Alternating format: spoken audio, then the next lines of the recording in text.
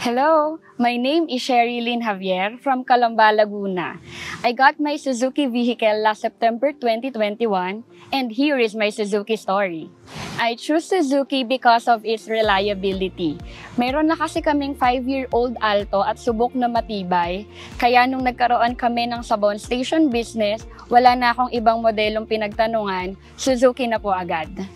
As business owner, kailangan natin ng maaasahan sa day-to-day operation. Napakalaking tulong ng Suzuki Carry sa business namin. Unang-una, napaka-fuel efficient niya. Pangalawa, napaka-spacious ng loading capacity niya. And pangatlo, napaka-safe niyang gamitin kasi madadala ka niya sa inyong location ng safe.